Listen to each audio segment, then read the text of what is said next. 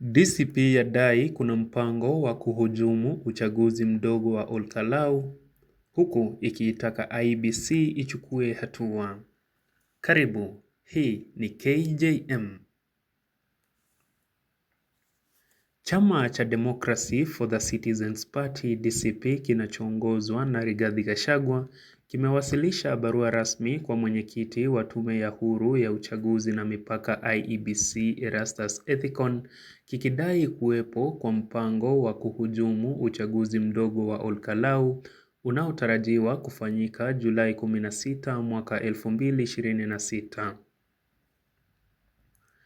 Katika barua hiyo ya kurasa 8, Gachagua anadai kuwa amewasilisha malalamiko hayo kwa lengo la kuhakikisha uchaguzi huo unafanywa kwa njia ya huru, haki, amani, uwazi na inayoonyeshwa uthibitisho kamili.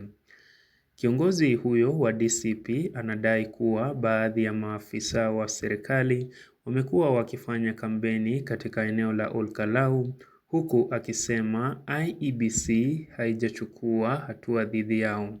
Aidha, anadai kuwa kumekuwepo na vitendo vya rushwa ya wapiga kura, vitisho dhidi ya wapinzani na mashambulizi yaliyolenga viongozi na mawakala wa chama chake.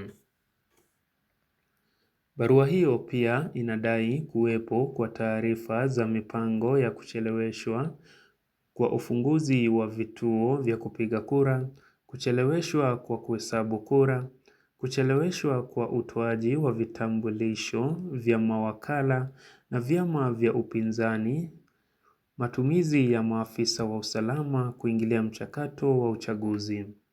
Kulingana na Gachagua, anaitaka IEBC kuthibitisha kuwa vituo vyote vya kupiga kura vitafunguliwa kwa wakati ufaao.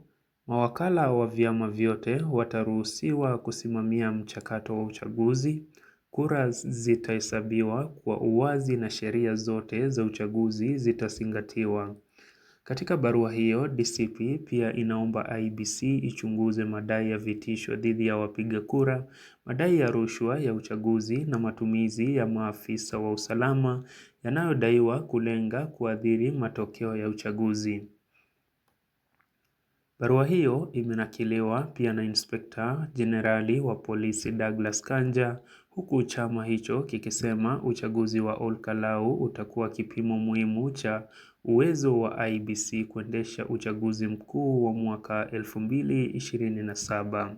Aidha, kufikia wakati wa taarifa hii, IEBC na watu waliotajwa kwenye hiyo barua hawakuwa wametoa majibu rasmi kuhusu madai hayo ya Rigathi Gachagua. Ni hayo tumekuandalia kwa sasa. Mengi zaidi tutaendelea kukufahamisha. Kumbuka kusubscribe, kulike pia na kucomment ili uweze kupata taarifa zaidi kutoka KJM. Kwaheri kwa sasa.